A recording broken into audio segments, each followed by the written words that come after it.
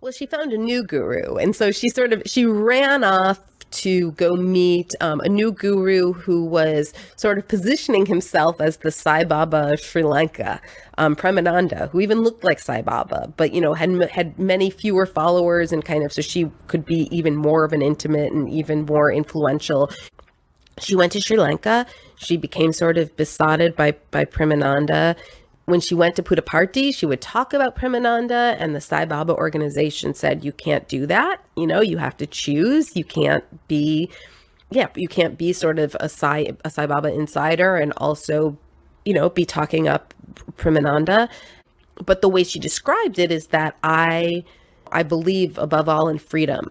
I can't be tied down to any person, to any organization. And so just as she had left behind so many other lives, she left this one behind. What I love about her is her incredibly intrepid spirit and independence.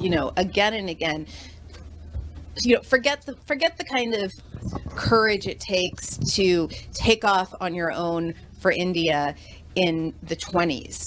Think about the courage it takes to start your life over again when you're almost 50 in Hollywood, in a country where you don't know anyone and a milieu that does not exactly celebrate middle-aged women, and it goes on and on and on. She decides to start a new life in Buenos Aires in her 80s because, her husband has died and she's ready to move on. She didn't even in a way, kind of her real life didn't even start until she's in her late 30s and her 40s. And her, she kind of never stops having adventures. She never stops recreating herself. Her life is kind of a testament to what a lot of us hope to get out of yoga. And so what I've said a couple of times is that I think she is a testament to yoga's efficacy, but not to its ethics.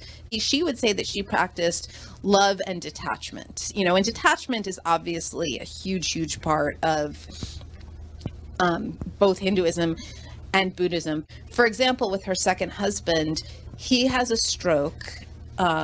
He himself was a very revered alternative medicine practitioner and had a lot of people around him who also loved him and wanted to take care of him. She wanted to go to India.